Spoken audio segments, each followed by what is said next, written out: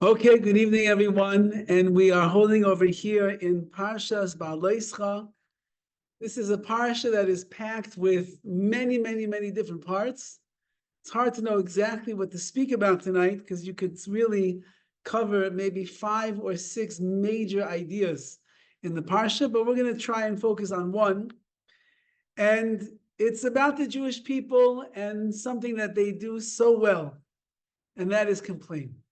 Never met a Jew who doesn't know how to complain. If he doesn't know how to complain, he must not be Jewish. That's the bottom line. Now, the Torah, I'm not going to go into all the complaining of the Jews, but I want to stress on what they were complaining about.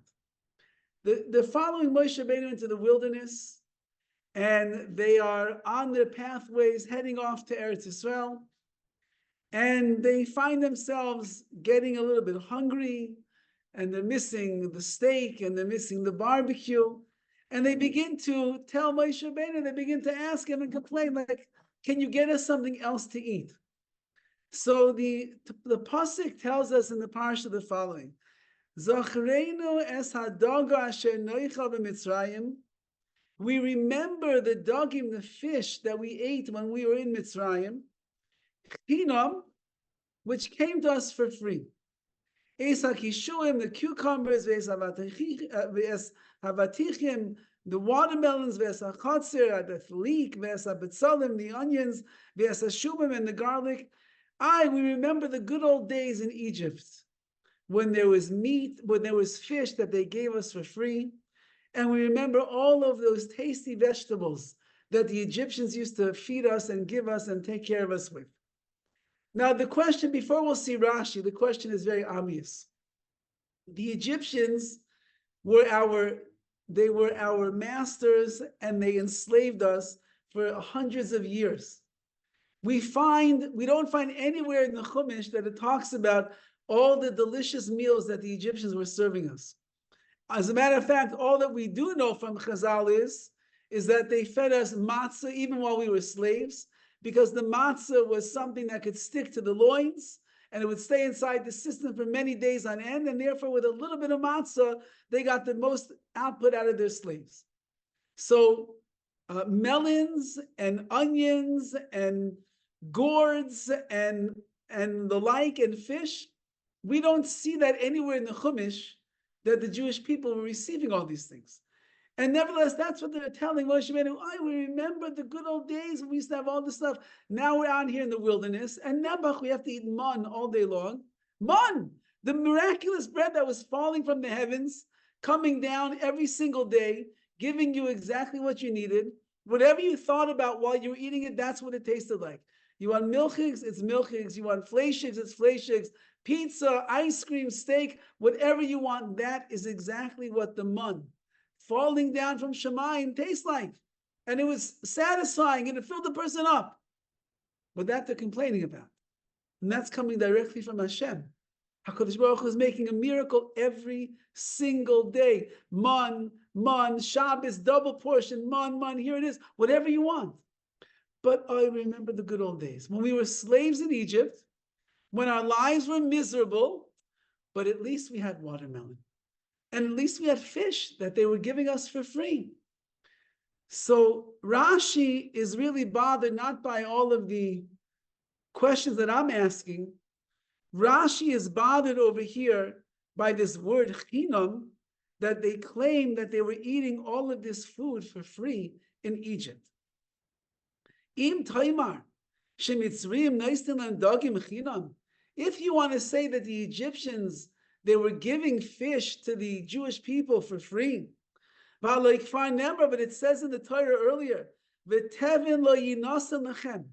they would not even give them straw for free to be able to make the bricks for the mortar that they would be able to build their buildings with. So they wouldn't give them straw. If they wouldn't give them straw for free, they would give them fish for free. Does that make any sense? Asks Rashi, what are the Jewish people talking about over here? We remember when we were in Mitzrayim, those good old Egyptians, they used to give us free fish standing on the corner. Here you go, here's a salmon, here's a salmon. What are you talking about? Klal Yisrael, what are you saying? We know that they would not even give you straw to be able to build, to put the mortar and the bricks together, to go and build buildings. They made you work your finger to the bone. Straw they wouldn't give you. That's worth nothing. They were giving you fish for free. Says Rashi, so so then when Klal Yisrael is saying over here that we remember how we used to get the fish for free, what kind of free are they talking about over here? Says Rashi, Chinam mina mitzvos, when we were living in the land of Egypt, before we received the Torah, we received everything for free, carte blanche, without the obligation of having to perform the mitzvahs that HaKadosh Baruch Hu gave us at Har Sinai. What are the Jewish people complaining about? We were once slaves in the land of Egypt. We had a miserable life. 400 years, 210 years of backbreaking labor and slavery and bondage. We assimilated. We were worshiping idols. We were totally gone from what it meant to be a Jew. But at least we didn't have Torah. At least we didn't have mitzvahs. At least we didn't have to wake up in the morning and wrap our tefillin and say Shema. At least we didn't have to make sure that everything that we ate had the right hechsher and that it was kosher and we can make a bracha on it. At least there wasn't Shabbos that we had to stop doing any work and therefore give up who knows how much money. At least. Says Rashi, when they say chinam, when they say that the food that they were receiving in Egypt was free, it was free from one thing. Not the Egyptians were not such nice people passing out free food on the streets. That's only if you come over the border and you're a migrant, then you get free food. But the Jewish people, they were not getting free food. What were they getting? They had a life where they were free to do whatever they want. No mitzvot, no mitzvahs. They did not have to perform a single commandment. And that's what they're complaining to Moshe Rabbeinu about. Now we have the man, now we have the Torah, now we have Shchita, now we have Shabbos, now we have Kashrus, now we have Yom Tiv, now we have to put on tefillin, now we have to daven every single day, 3 times a day. Enough already, they said. We remember when it was a much easier life for us, free from the mitzvahs. Yes. Right? No. At this point, they have it. At this point in the wilderness, they already stood by Har Sinai. Right? So that's what they're complaining. It used to be so good to be a Jew. Didn't have to do anything. Could you imagine? You never have to go to a minyan the rest of your life. Could you imagine that you could go? I remember once, many, many years ago, when I was driving down from Baltimore to New York for a shidduch, and I was in a car of other young guys in the yeshiva, and we pulled into a rest stop on the New Jersey Turnpike. And as we pull in, and there's KFC, and there's McDonald's, and there's, I don't know, something else, and another one. And one of the guys in the car, he says, he said, it's so good. He said, it would be so easy to be a non-Jew. He says, you can have anything that you want when you drive into this place. He says, we can't go into a single one of these restaurants and get anything. He said the same thing. It was so easy when we were in Mitzrayim, when we were in Egypt. We could eat whatever we want. We could drink whatever we want. We could sleep wherever we want. We could do whatever we want. Now we're confined by all these mitzvahs, obligated to do all these things. That's what they're complaining about. The freedom to do what they want. Now, what does that mean about Klal Yisrael? Is a person who doesn't have the mitzvahs, a person who doesn't have the Torah, a person who doesn't have a purpose to wake up for in the morning, is that really a free person? Is that really the great pleasures of life? And they are claiming to Moshe, man is a burden. Following you in the wilderness and doing everything Hashem says, it's taxing on us. It's an overload. We had enough already. Just put us back in Egypt. Moshe, weren't you slaves in Egypt? Weren't you the one that cried out to Hashem that it was too hard for you? No, forget about that. I just remember that the good thing is that we didn't have to sit on by the table, leaning to the side over here, drinking our wine and eating matzah. That much I remember. You can eat whatever you want, however you want, whenever you want. It's all good. Says Rashi, their chinam, their freedom that they were complaining about was that they didn't have to do mitzvahs in the old country in Mitzrayim, and now here they have to. The Rabbi Yeruchel Levovitz writes on this Rashi and this idea, how sad for Klal Yisrael. How sad for Klal Yisrael that they are rewarded, as HaKadosh Baruch Hu says, Ki lekach toiv nesati lechem toirasi al ta'azevu. My greatest gift and treasure I've given to you, my Torah. Do not abandon it. There's nothing better in the world than Torah. And the most geschmacka thing, the most enjoyable, the most pleasurable thing in the world is Torah, is the learning of the Torah, and the mitzvahs that HaKadosh Baruch Hu has given us. Every single one is to be able to, is to empower us and to regenerate us and rejuvenate us, to become closer and closer to Hashem, and to give our food and sustenance to our neshama. And the Jewish people have all of that. And they're living in a miracle. They're surrounded on all sides. Anani HaKavod, clouds of glory. The air was always perfect, just like it is in here, Edwin. Always perfect temperature, never too hot, never too cold. Their shoes never wore out. Their clothing never wore out. The ground was always comfortable. The enemies could throw their arrows in, and the clouds would be that they would grab them and they would protect them. It was an amazing existence. There is a Be'er Miriam, a well of Miriam that is going along with them everywhere they go, providing them with clean, crystal clear water. And the man is falling down from the heavens every single day. HaKadosh Baruch Hu is taking care of everything, and you're complaining about the way that it used to be? Says Rabbi Yerucham, how sad for Klal Yisrael. How sad for Klal Yisrael to have everything and have absolutely nothing. To be a nation whose life is all miraculous, is all otherworldly, is all elevated, is all connecting to HaKadosh Baruch Hu, and they don't have a thing because they're missing the whole point. And he goes on to say the following idea, and he gives a big yesod, a foundation about what is pleasure in this world. They're complaining. We used to have pleasure, now we don't have pleasure. We used to enjoy, now we don't enjoy. We used to have fun, now we don't have any fun. So what were they missing in the world of Torah and of mitzvahs? Says Rabbi Yeruchel Levovitz the following idea. And he says, Hirgishu oil v'sevel min ha-mitzvos shaleim. They felt this burden, this yoke, this heaviness, this weightiness of the mitzvahs that were on them.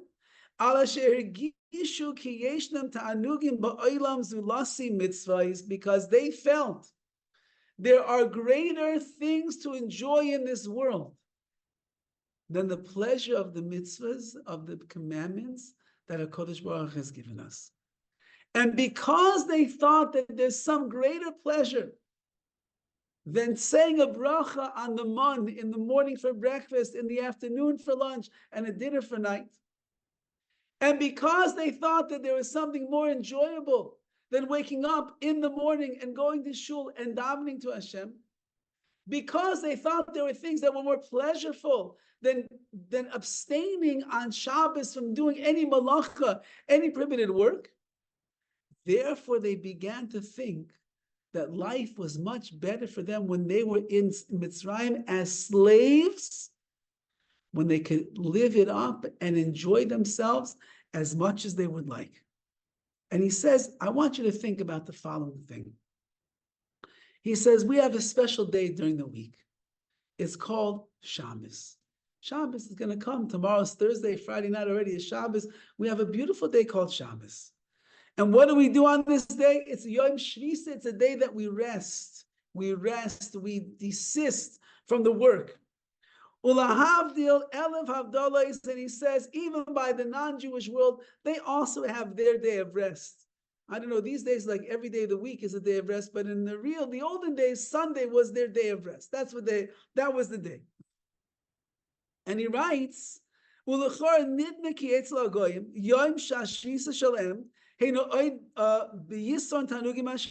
would seem to be that their day of rest is much better than ours. They can do anything they want. They can go anywhere they want. You know, it's like you ask a Jew, can you work for me on Shabbos? The guy is a devoutly religious Jew. I can't. Shabbos, I can't work on Shabbos. Then you have like, you know, the janitor, the cleaning lady, they're very devout. Can you work on Sunday? How much am I getting paid? Yeah, I'll be there on Sunday. No problem. Yeah, their day is great.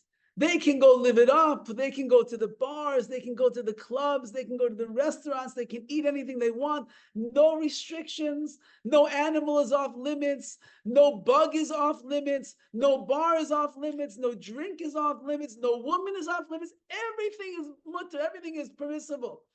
On the surface, says Rabbi Yerucham, it looks like their days of rest, of celebration, are 1,000 million times better than ours. Because our day of rest is, by the way, you can't cut toilet paper and you can't cook. But I forgot to cook before Shabbos. Too bad. I guess you won't have much to eat this Shabbos. And if you're carrying something in your pocket in a place where there is no Eruv, we'll stone you to death. So it looks like to be a Jew is not the most, I'm kidding, we're not going to stone you to death if you have something in your pocket. What looks like to be a Jew is a very hard, difficult, kind of unenjoyable life. If you compare it to what's going on over there in the world at large, and then you have our day of rest, which is very, very, very systematically designed by HaKadosh Baruch Hu and by Chazal, how we're going to do it. So it seemed like all the excitement, all the pleasure doesn't really exist by us. However, says Rabbi Yerucham, Ela Adarabba, it's really just the opposite. We ourselves, we are able to enjoy and have pleasures on a day like a Shabbos.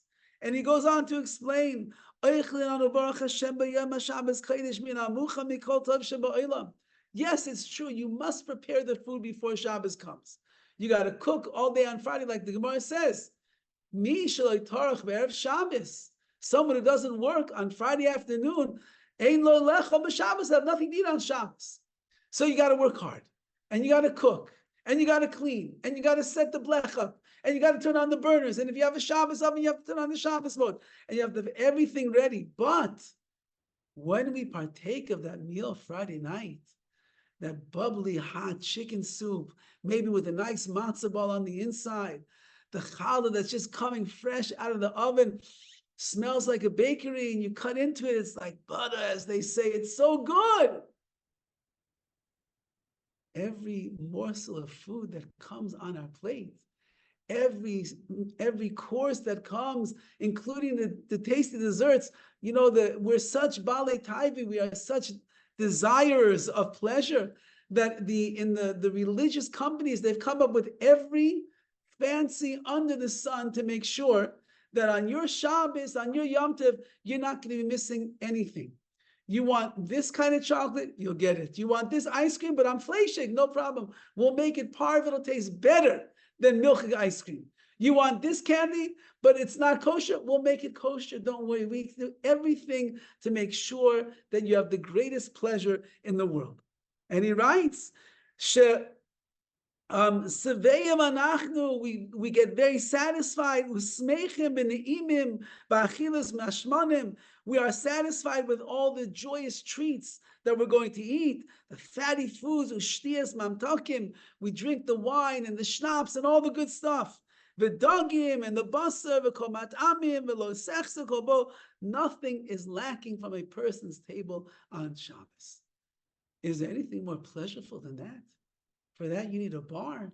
You need a yacht to go out in the middle of a Friday night and live it up on the deck over there and dance away. Chas v'sholem, the greatest pleasures the greatest enjoyments that HaKadosh Baruch has given us are the holiest days of the week. Now, to go on, I want to explain to you what he writes over here. And he says like this. He says, you should know that the pleasures that a Jew has is much more pleasurable. The way that HaKadosh Baruch Hu made this world is much more pleasurable than anybody else in the world. And as we know, and he goes on to explain, I'm not going to go into all the details, in the religions or the chachma, the wisdom, the wise philosophers of the nations, they often will separate themselves from the physical world in order that they could continue to pursue their spiritual, their religious, their intellectual, and their philosophical ways of life. The great man that once went up to the top of the mountain and sat in some pretzel position for 7 days straight and began hallucinating and said he heard the voice of God. So he didn't eat, he didn't drink, he didn't do anything. He ended up becoming completely disconnected from the world, because they believe that if you want to be a spiritual person, if you want to be a philosophical person, if you want to cleave to the godliness of this world, to the godliness of Hashem, you must leave the pleasures of this world behind. The two things cannot coexist. And yet Shabbos Kodesh, which is the holiest day of the week, which is the day that a person is supposed to be able to commune together with Hashem, what are we doing on that day? We're eating, we are drinking, we are sleeping, we are spending time with our spouses and our children, we're around with the family, we go to shul, it's social, there's kiddush, all the things. How could such a thing be? Such a holy day, such an elevated day, and we are so physical, so entrenched in the pleasures of this world? And the answer is because in the world of Torah and in the world of mitzvahs, HaKadosh Baruch has injected a pleasure from the Torah and in the mitzvahs into the physical world. And he says over a Gemara that some of will be famous to some of you. And the Gemara says like this. Amalei Kaisel Rabbi Yeshua ben Chananya, the Caesar, the Roman Caesar, he came to one of the great sages, Rabbi Yeshua ben Chananya, and he said, why is the fragrance of the food that you cook on Shabbos so strong? It smells so good. You know, when you walk into the house Friday afternoon, it smells like Shabbos. You know that smell? Then when you come in Friday night, when you come back from the shul, wow, the whole house smells like Shabbos. So the case of the Roman Caesar, who has walked by enough houses in Yerushalayim to smell how good it smelled on Friday afternoon and Friday night, he asked Rabbi Yeshua ben Chananya, what is that fragrance? Well, you have some magical spice that you use, that you Jews use to be able to make the food taste so good? So he says, what is the food? So So Rabbi Yeshua ben Chananya said, we have a special spice that every single Jew around the world uses that spice on Friday when they're cooking for Shabbos. The Shabbos Shemai, and the name of that spice is Shabbos. The name of the spice is Shabbos. We pour in the spice of Shabbos into our food, and that's the strong fragrance that you smell wafting into your nostrils, and that's what smells so good. Wow, said the Caesar, that's incredible. So Amaloi, so he said, give us some of that spice. We also are cooking on Friday. We're going to eat on Friday night and Saturday. Let us get some of that magical Shabbos spice. Can we have some? So Amaloi, so Yeshua ben Chananya said back, Shabbos, anyone who guards the Shabbos, meaning any Jew that's going to guard and protect the Shabbos, the spice of Shabbos is going to help him. But if you don't guard the Shabbos, meaning you, Caesar, you're not Jewish, you don't have an obligation, and there's no mitzvah, you're not allowed to keep Shabbos, it's not going to help for you. I can't make you a cholent, is what he was saying. I can't bake you challah. I can't make the whipped cream with some strawberries in there and make you a nice, delicious dessert. I can't do it for you. Because Shabbos belongs to the Jewish people. And HaKadosh Baruch Hu makes a chesed, an act of kindness, that Shabbos infuses into the food that we're going to eat a geschmack, a pleasure, a tastiness that you can't get in the finest of restaurants. It is that you'll never find on a Thanksgiving table. You know, it's like all the women, oh, you Thanksgiving, wow, you should have seen your sister, you should have seen your mother. They were in the kitchen all day long cooking for Thanksgiving. Hey, you should have seen my wife for a 3-day Yom Tiv. Should have seen what that looks like. And then the last day is another 3-day Yom Tiv. And then Shabbos afterwards, should have seen all that. Says the Gemara, you should know there's special spices in the food to make it geschmack, and that's called Shabbos.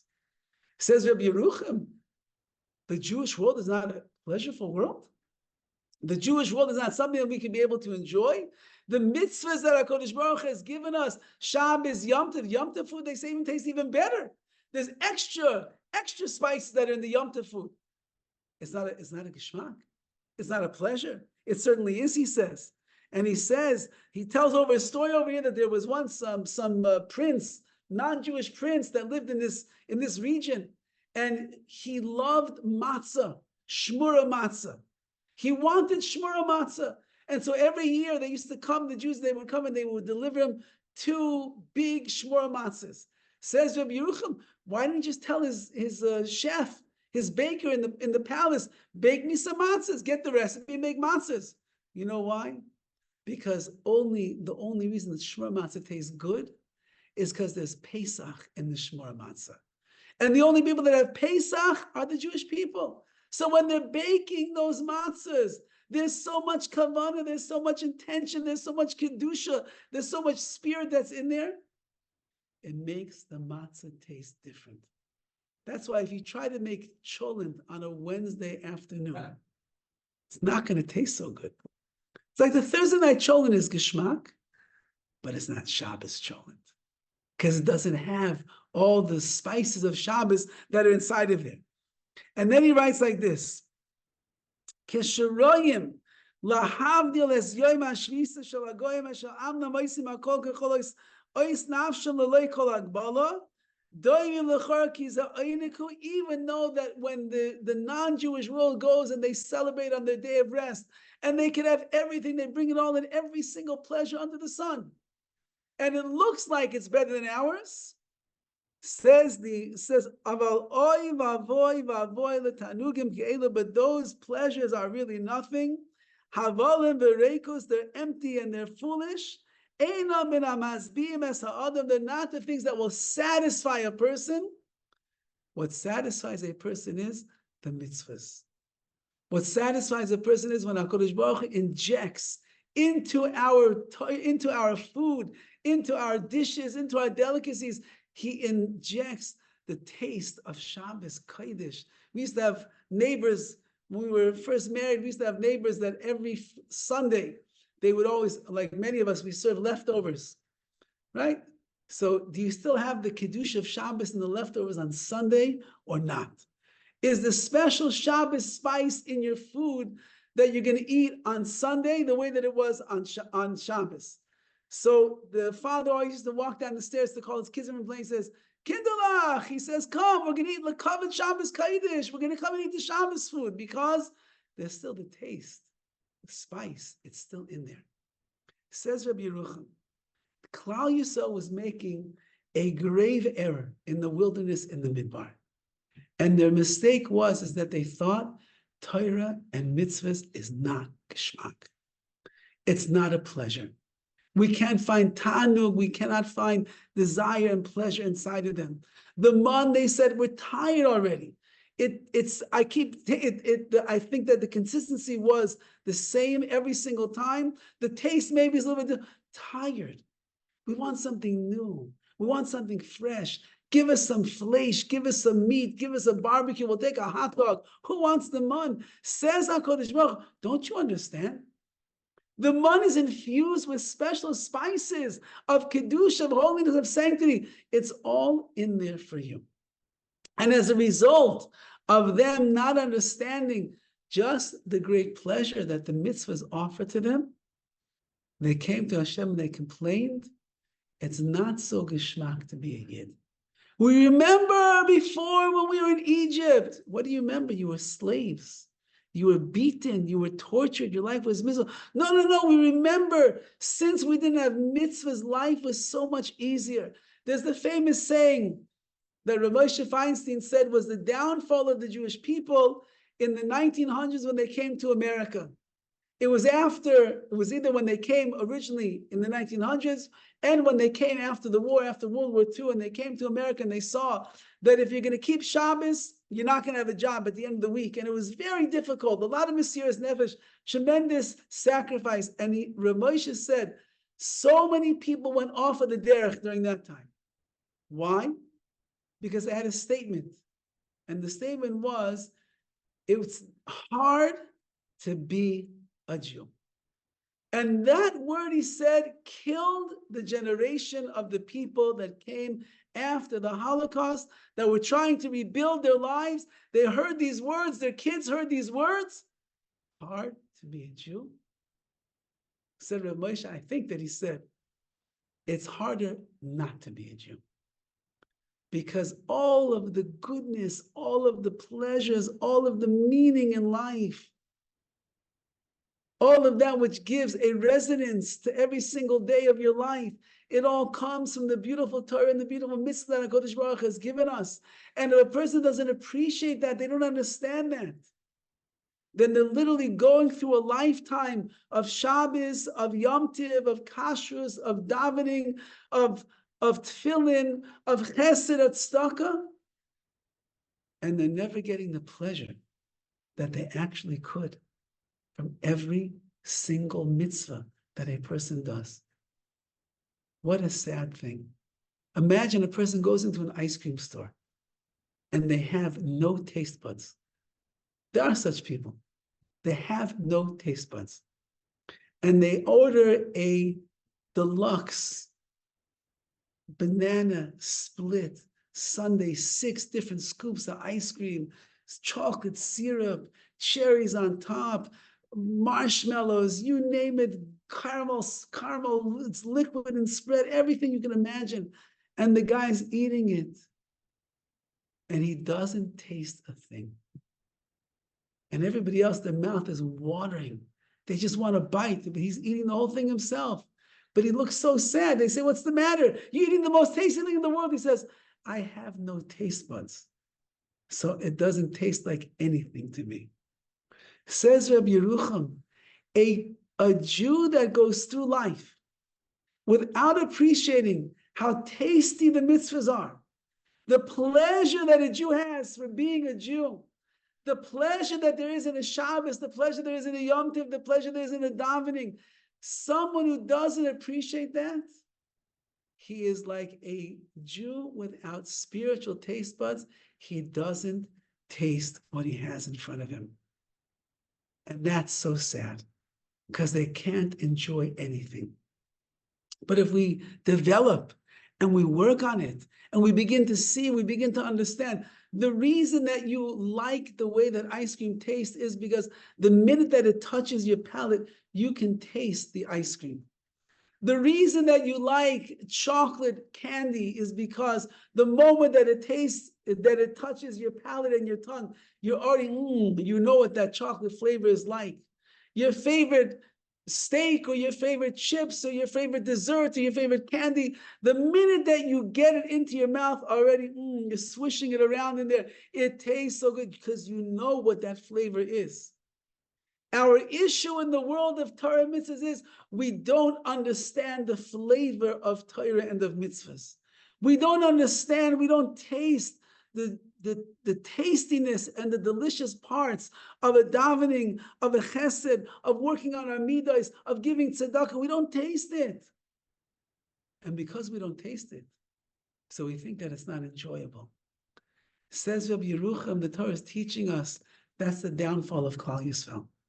You're in the midbar, you're in the wilderness, you're surrounded by the clouds of glory. You have a well of Miriam that is following you everywhere that you go. You have the mun that is falling from Shemayim. You're protected by all of your enemies. The temperature is perfect. Your clothes never wear out. Your shoes are always perfect.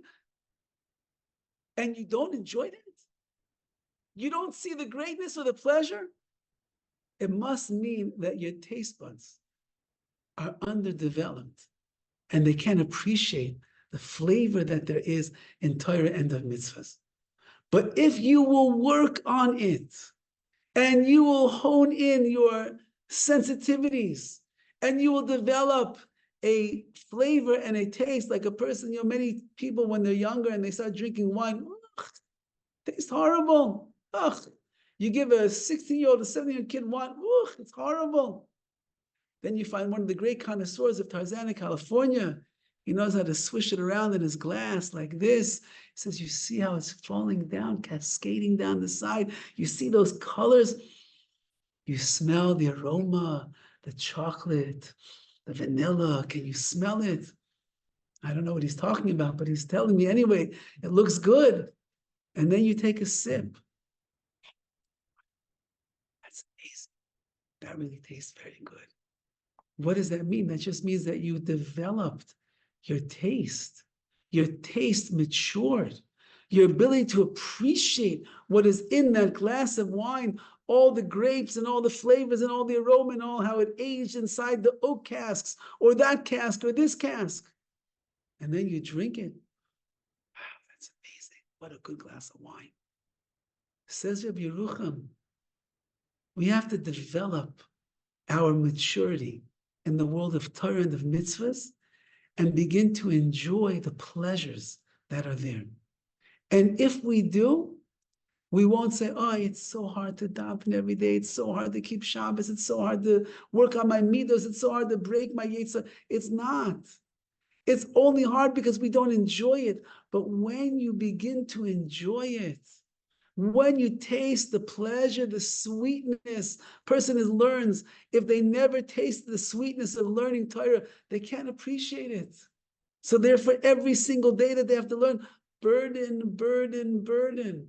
But if they enjoy it, and it's sweet, and it's tasty, if they had an amazing davening, one amazing davening in your life, where you felt really connected to Hashem, and you felt Hashem is listening to me, and you know what that tastes like, you're looking forward to every opportunity. You have to pray because maybe the next one will give you the same feeling you had before. When we develop these spiritual taste buds, which are also greatly have a contact in the physical world, like we said, the tasty foods of Shabbos treats better than any food in the world, then you'll appreciate, it's so good to be a Jew. It's such a schus, such a merit to have mitzvahs in my life. Look what they do for me. Look how they elevate me, how they magnify my life, the meaning and purpose and everything. Look at all of that. And then nobody would ever say, it's so schwer, so difficult to be a Jew. We would say, no. It's so amazing to be a Jew. I want to leave you all with a story that the Ben Ish Chai tells about this Gemara over here that we learned about the Caesar who came to Rabbi Yeshua ben Hanani and said, tell me, what is that fragrance? What is that aroma that is wafting in the air? What is that spice that you use? And he said, Shabbos. Can you give me some? I can't, because you don't keep Shabbos. It's only for the Jews that keep the Shabbos Kodesh. That's where the spice is from.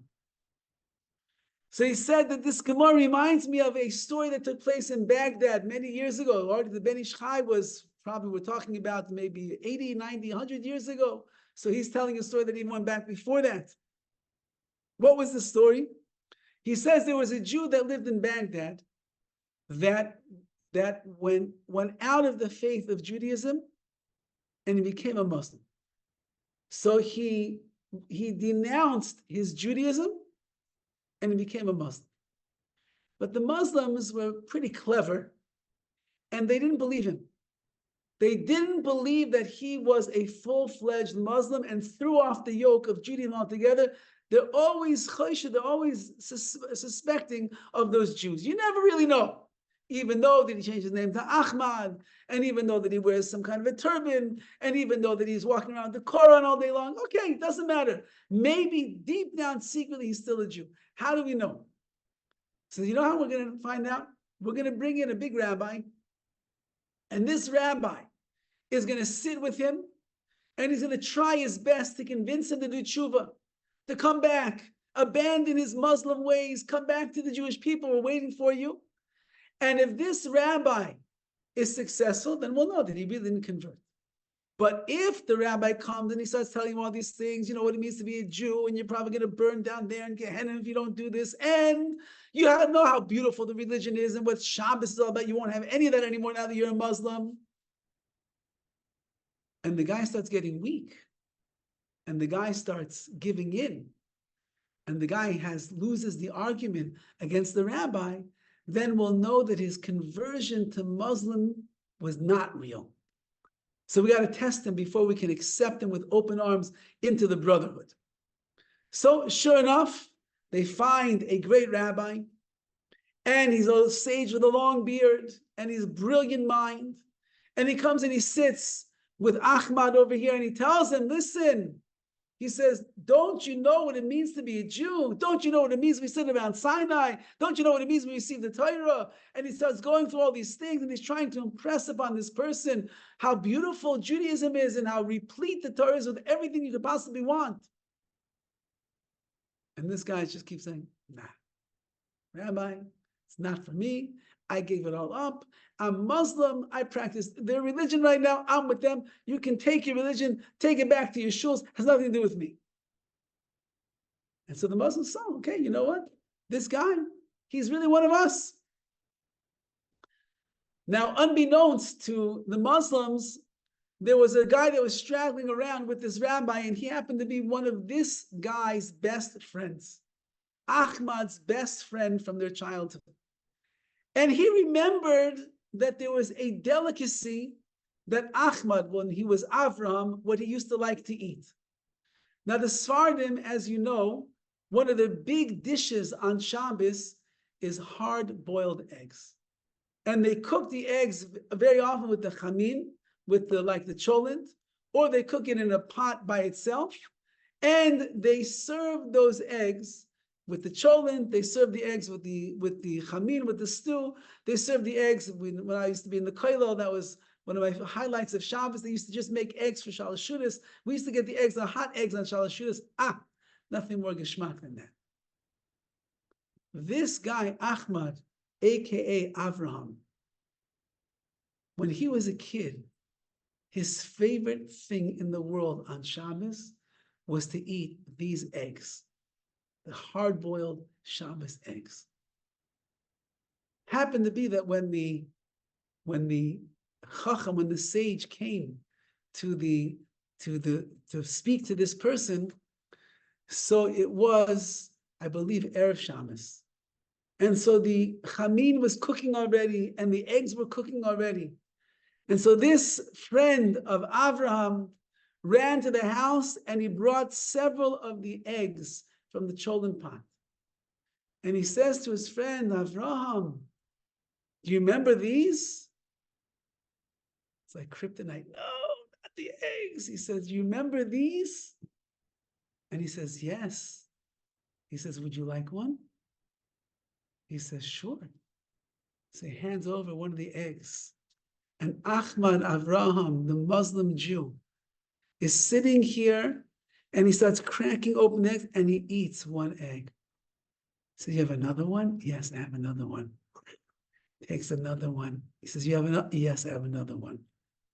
By the time he finishes the third egg, he says, what am I, crazy?